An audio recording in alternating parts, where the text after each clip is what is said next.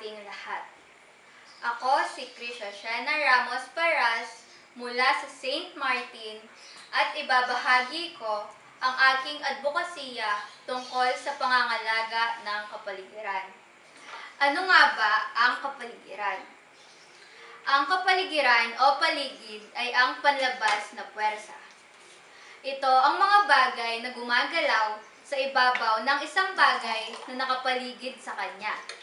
Kasama na rito ang mga bagay, tao, gusali, tubig, liwanag, ibang mga may buhay at walang buhay.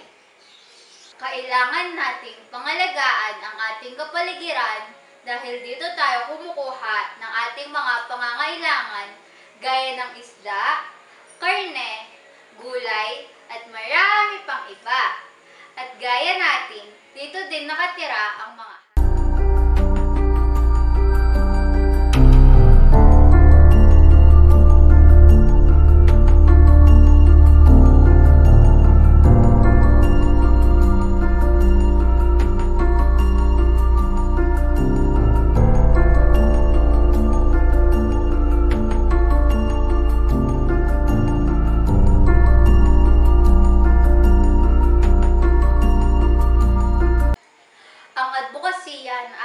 ipapalaganap ay ang pagtatanim ng mga puno.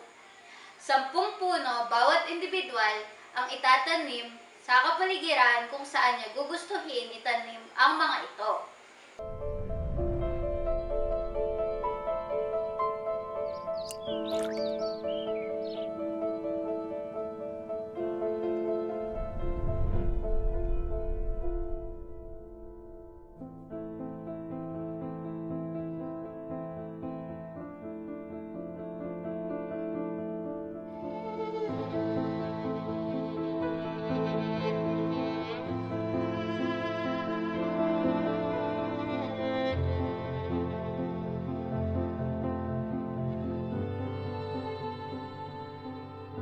Bakit?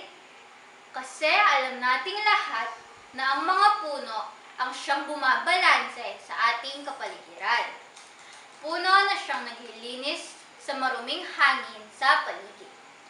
Puno ang siyang humahawak sa mga lupa ng mga kabundukan para di magkaroon ng pagguho ng lupa sa mga ito na pwedeng kumitil ng maraming tao.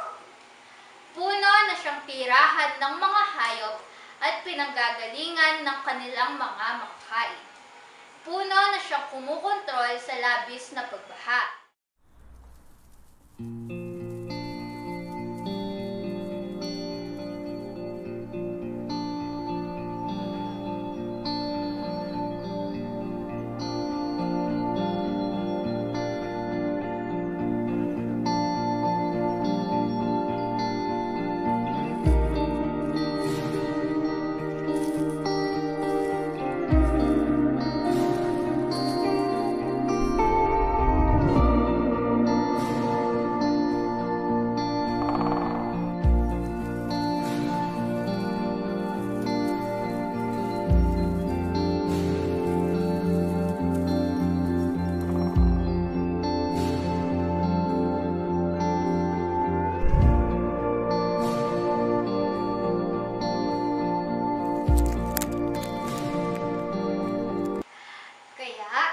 Advokasiyang ito, malaki ang pwedeng magbago sa anyong pangkapaligiran kung isasabuhay ng bawat isa sa mundo.